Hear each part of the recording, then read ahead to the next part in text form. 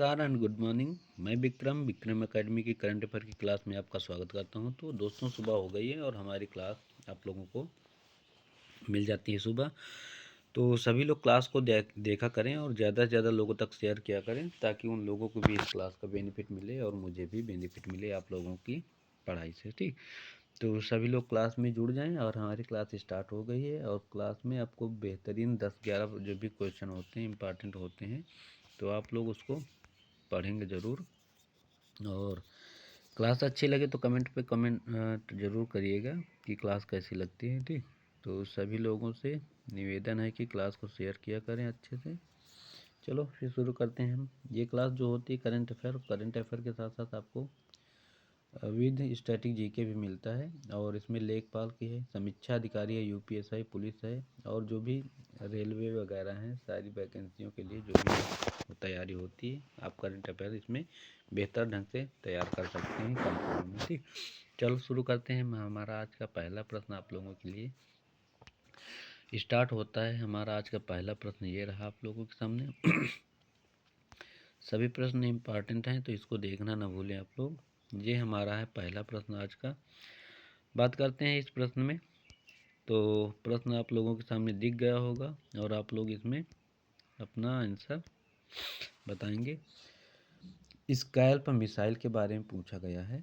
Scalp missile जो है इसके बारे में आप लोगों को बताना है। स्कैल्प मिसाइल स्टॉर्म शैडो का विकास फ्रांस और किस देश ने संयुक्त रूप से किया है? जर्मनी है, रूस है, चीन है और यूनाइटेड किंगडम है। तो इसका राइट आंसर आप लोग बताने का प्रयास करेंगे। इसका सही जवाब क्या हो जाएगा? तो ये किस देश के द्वारा ये शुरू किया गया है? तो इसका जो राइट आंसर हो जाएगा, ये भारतीय वायुसेना द्वारा सटीक हमलों मिसाइलों के सफल उपयोग के बाद भारत और फ्रांस इनकी खरीद के लिए बड़े समझौते पर बातचीत किए हैं। और स्कैल्प, जिसे स्टॉर्म शैडो भी कहा जाता है, लंबी दूरी क्रूज मिसाइल है और भारत और यूनाइटेड किंगडम के बीच में इसको शुरू किया गया है। तो आप लोग इसमें जो राइट आंसर करेंगे, राइट आंसर आप लोगों का हो जाएगा, क्या होगा? डी ऑप्शन इसमें लगाएंगे आप लोग। ठीक, यूनाइटेड किंगडम के बीच में इसका समझौता हुआ है, तो डी ऑप्शन इसका राइट आंसर हो जाएगा। ठीक, जैसा कि डिटेल में आप लोग देख सकते हैं, ये देखो डिटेल दी हुई है। तो ऑपरेशन सिंदूर आप लोग जानते हैं, भारत और पाकिस्तान के बीच में जो हुआ था, पुलवामा यहाँ पे जम्मू कश्मीर का हमला जो हुआ था, उसके बाद ये शुरू हुआ था। तो ऑपरेशन सिंदूर का जो मैटर क्या था? तो ऑपरेशन सिंदूर के दौरान जो भारतीय सेना ने एयरफोर्स के द्वारा सटीक हमलों में स्कैल्प क्रूज मिसाइलों के सफल उपयोग के बाद भारत और फ्रांस इनकी खरीद के लिए एक बड़े समझौते पर बातचीत कर रहे हैं। स्कैल्प, जिसे स्टॉर्म शैडो भी कहा जाता है, यह एक लंबी दूरी की वायु प्रविष्टि वाली क्रूज मिसाइल है जिसे फ्रांस और यूनाइटेड किंगडम ने संयुक्त रूप से विकसित किया है। ठीक, और इसका उपयोग कई उत्तर अटलांटिक संधि संगठन नाटो और उपयोग सहयोगी वायुसेनाओं द्वारा किया जा रहा है। तो ये था इसका राइट डिटेल। और अगला हमारा प्रश्न है 2 नंबर। इस पे बात करते हैं। मार्स माउंटन को किस भारतीय मिशन के लिए संभावित लैंडिंग जोन के रूप में पहचाना गया है? इसके बारे में आप लोग बताएंगे। ऑप्शन ए है चंद्रयान 2, चंद्रयान 3, चंद्रयान 4 या ल्यूपेक्स मिशन। तो इसका राइट आंसर क्या होगा? ये मंगल की सतह है और ये वो चंद्रमा की सतह पे देखो ये लैंडिंग कर रहा है। तो इसका जो सही जवाब हो जाएगा, ये हो जाएगा आपका सी ऑप्शन, चंद्रयान 4 जो है, इसके लिए मार्स माउंटन को लैंडिंग जोन के रूप में पहचाना गया है। आगे हम बात करते हैं इसकी डिटेल्स के बारे में। तो इसकी डिटेल, भारतीय अंतरिक्ष अनुसंधान संगठन, जिसको आप लोग जानते हैं क्या? इसरो। तो इसरो के द्वारा अंतरिक्ष अनुप्रयोग केंद्र SAC के वैज्ञानिकों ने भारत के पहले चंद्र नमूना वापसी मिशन चंद्रयान 4 के लिए मार्स माउंटन को लैंडिंग स्थल के रूप में चुना है। मार्स माउंटन जो है चंद्रमा के दक्षिणी ध्रुव के पास स्थित 6000 मीटर ऊंचा पर्वत है। ठीक, तो ये 6000 ऊंचा पर्वत है, लगभग माउंट एवरेस्ट की तरह है। अगर पूछ ले आप आपसे कि मांस माउंटेन कहाँ है, तो ये आपको चंद्रमा में मिलेगा, ठीक, जिसकी चोटी काफ़ी हद तक सपाट है और सुरक्षित लैंडिंग के लिए उपयुक्त है, ठीक। तो ये सब चीज़ खोज लिए हैं अंतरिक्षीय में चंद्रमा पे। तो दक्षिणी ध्रुव पे अभी भारत उतारा था और ये वहीं पे है 6000 मीटर ऊंचा चोटी पे उतारेगा। और यह दक्षिणी ध्रुव क्षेत्र SCR में स्थित है और इसका नाम नासा के गणितज्ञ ने क्या नाम है, मेल्बा रॉय माउंटेन के नाम पे रखा गया है। और यह स्थल दक्षिणी ध्रुव एटकेन बेसिन के किनारे पर स्थित है, जो चंद्रमा का सबसे पुराना और सबसे बड़ा उल्कापिंड बेसिन है, ठीक। तो ये थी जानकारी इससे चंद्रमा से। और अगला जानकारी इसमें और है, तो इस क्षेत्र में लंबे समय तक सूर्य का प्रकाश प्राप्त होता है और पृथ्वी के साथ इसका रेडियो संचार स्पष्ट है, ठीक। तो ये जानकारी थी इससे। और आगे हम बात करते हैं, नेक्स्ट प्रश्न हमारा है आप लोगों के सामने, प्रश्न नंबर 3, भारत में राष्ट्रीय डिवार्मिंग दिवस कब मनाया जाता है, इसके बारे में आप बताएंगे। 12 फरवरी, 10 फरवरी, 11 फरवरी या 9 फरवरी। तो 10 फरवरी को दलहन दिवस मनाया गया है अभी। और इसका जो राइट आंसर हो जाएगा, भारत में राष्ट्रीय डिवार्मिंग दिवस ये कब मनाया जाता है, तो ये 11 फरवरी को मनाया जाता है। तो इसका जो राइट आंसर हो जाएगा सी ऑप्शन बिल्कुल सही जवाब हो जाएगा, ठीक। आगे हम बात करते हैं इसकी डिटेल्स के बारे में। 1 मिनट, ये 1 मिनट, इसका भी ये 10 फरवरी को ही मनाया जाएगा। 1 मिनट, राइट आंसर आप लोग क्या करेंगे, राइट आंसर आप लोग करेंगे 10 फरवरी, बिल्कुल सही जवाब हो जाएगा, ठीक। तो 10 फरवरी को मनाया जाता है, दलहन दिवस भी मनाया जाता है इसी दिन, और इसी दिन मनाया जाता है डिवार्मिंग दिवस भी मनाया जाता है। इसकी डिटेल अभी आप लोगों को बताते हैं। तो इसका भी ऑप्शन सही हो जाएगा। आगे हम बात करते हैं इसकी डिटेल की। तो परजीवी क्रम इसको बोलते हैं, क्या बोलते हैं, परजीवी क्रम के नाम से इसको जाना जाता है हिंदी में। और ये दिवस मनाया जाता है 10 तारीख को, ठीक। तो ये चीज़ याद रखना। आगे हम बात करते हैं इसकी डिटेल्स के बारे में। तो इसकी डिटेल है, परजीवी क्रम संक्रमण को नियंत्रित करके बच्चों के स्वास्थ्य में सुधार लाने के उद्देश्य से हर साल 10 फरवरी को पूरे भारत में राष्ट्रीय कृमि मुक्ति दिवस मनाया जाता है। और यह कार्यक्रम मुख्य रूप से विद्यालयों, आंगनबाड़ियों और समुदायों में 1 से 19 वर्ष की आयु के बच्चों को लक्षित करता है, जिसके व्यापक कवरेज सुनिश्चित होता है। और इस पहल का उद्देश्य आंतों की कीड़ों को खत्म करना, कुपोषण को कम करना, पोषक तत्वों के अवशोषण में सुधार करना और बच्चों में समग्र वृद्धि और विकास को बढ़ावा देना इसका लक्ष्य होता है, ठीक। और नेक्स्ट हमारा प्रश्न है, प्रश्न नंबर है 4, para throwball national federation cup 2026 में महिला वर्ग में किस राज्य की टीम ने स्वर्ण पदक जीता है, इसके बारे में आप लोग बताएंगे। किस राज्य की टीम ने जीता है, सभी लोगों का आंसर आना चाहिए इसमें। तो इसका जो राइट आंसर हो जाएगा, क्या हो जाएगा, ये ऑप्शन ए है राजस्थान, बी ऑप्शन है झारखंड, सी है आंध्र प्रदेश और डी ऑप्शन है तेलंगाना। तो सही जवाब आप लोगों का हो जाएगा झारखंड, इसका बिल्कुल सही जवाब होगा। हेमंत सोरेन यहाँ के मुख्यमंत्री, आप लोग जानते हैं ना। तो राइट आंसर हो जाएगा बी ऑप्शन। चलो आगे बात करते हैं इसकी डिटेल्स के बारे में। तो झारखंड की महिला टीम ने झुंझुनू में आयोजित, झुंझुनू कहाँ जानते हो, राजस्थान में पड़ता है झुंझुनू। तो झुंझुनू में आयोजित पैरा थ्रोबॉल राष्ट्रीय महासंघ कप 2026 के फाइनल में राजस्थान को 21-17 से हराकर स्वर्ण पदक जीता है। और यह प्रतियोगिता जो 3 से 5 फरवरी तक आयोजित की गई, जिसमें उच्च गुणवत्ता वाले मैच और रणनीतिक खेल देखने को मिले। और झारखंड की महिला टीम ने संयमित और सुव्यवस्थित चैंपियनशिप अभियान का प्रदर्शन किया। ठीक, पुरुषों के वर्ग में आंध्र प्रदेश ने खिताब जीता, तेलंगाना उप विजेता रहा इसमें, और हरियाणा ने कांस्य पदक जीता, जबकि झारखंड चौथे स्थान पर रहा है। ठीक, तो ये थी इसकी जानकारी। और अगला हमारा नेक्स्ट प्रश्न है 5 नंबर, इस पे बात करते हैं। हाल ही में केंद्रीय राज्य मंत्री जितेंद्र सिंह ने भारत की पहली क्वांटम वैली की नींव कहाँ पे रखी है, इसके बारे में आप लोग बताएंगे। इसका राइट आंसर क्या होने वाला है, ऑप्शन जो है ए बंगलोर है, बी है जयपुर, सी है कानपुर तथा डी है अमरावती। तो तेलंगाना की राजधानी अमरावती में इसकी आधारशिला रखी गई है। राइट आंसर आप लोग लगाएंगे डी ऑप्शन, इसका बिल्कुल सही जवाब हो जाएगा। आगे हम बात करते हैं इसकी डिटेल्स के बारे में। तो इसकी डिटेल ये है रही, तो केंद्रीय विज्ञान और प्रौद्योगिकी एवं पृथ्वी विज्ञान मंत्री हैं इस समय जितेंद्र सिंह, और इन्होंने क्या है, अमरावती में जल्द ही भारत की पहली क्वांटम वैली के रूप में उभरेगी। और केंद्रीय मंत्री ने आंध्र प्रदेश के मुख्यमंत्री एन चंद्रबाबू नायडू के साथ मिलकर आज राज्य की राजधानी अमरावती में अमरावती क्वांटम वैली परियोजना की आधारशिला रखी है। ठीक, और इस महत्वपूर्ण परियोजना की मुख्य विशेषताएं क्या है, इसको आप भी देख लीजिए। तो स्थान आप लोग जानते हैं, तो यह परियोजना अमरावती के उद्दन रायपालम गांव में 50 एकड़ के परिसर में विकसित की जा रही है। और आगे क्या है, इसका उद्देश्य क्या है, तो इसका उद्देश्य जो है भारत के नेशनल क्वांटम मिशन के तहत एक महत्वपूर्ण केंद्र के रूप में विकसित किया जा रहा है, जिसका लक्ष्य है भारत को डीप टेक नवाचार में वैश्विक नेतृत्व प्रदान करना है।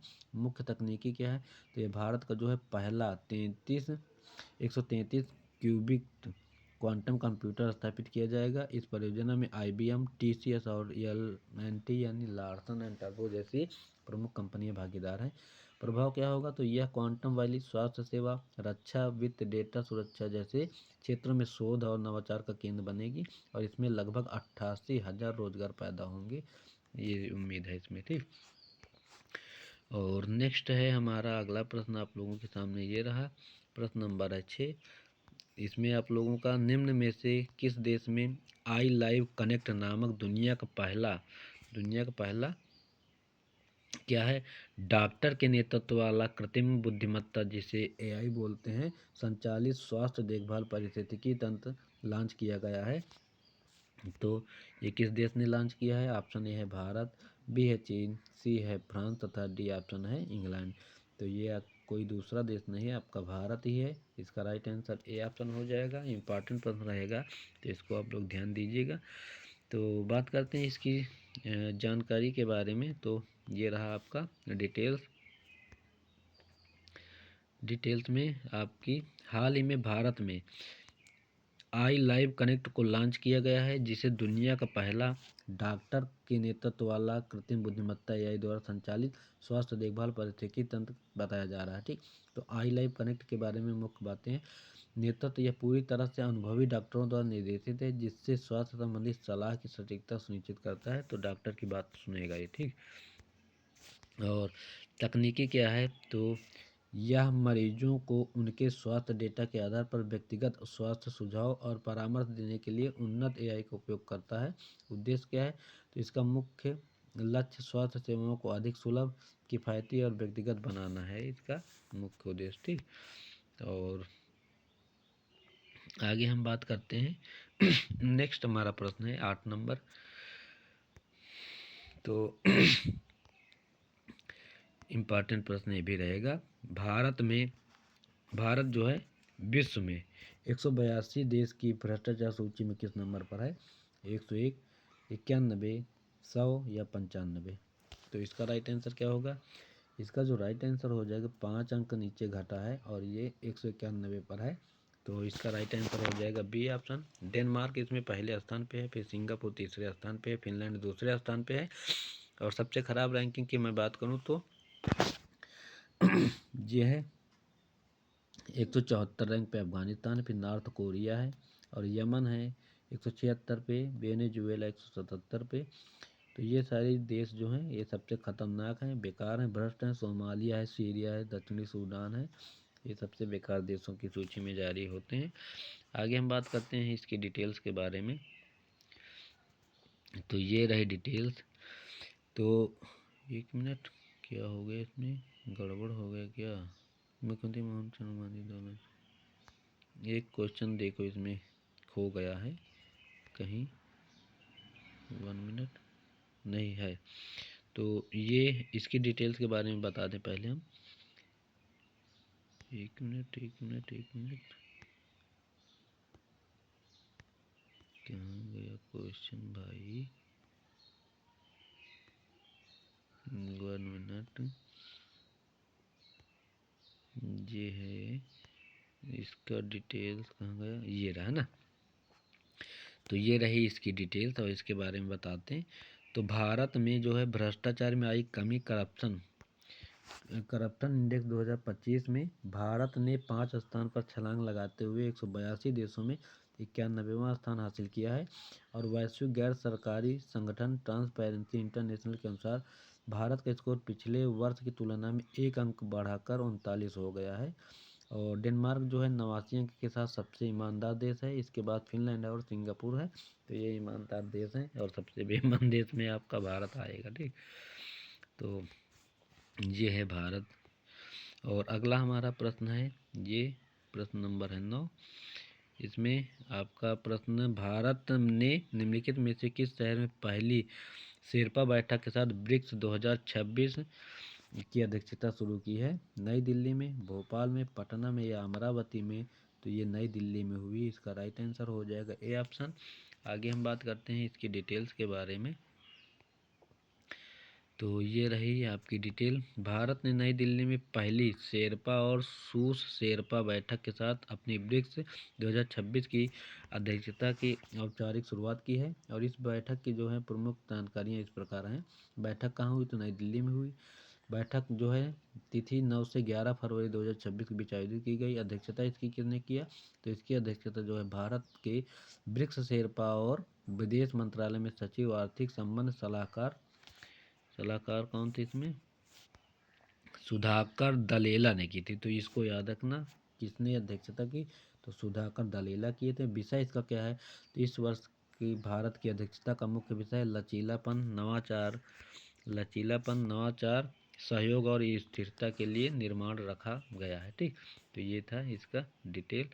आगे हम बात करते हैं। नेक्स्ट हमारा प्रश्न क्या है? अगला प्रश्न आप लोगों के सामने ये रहा 10 नंबर।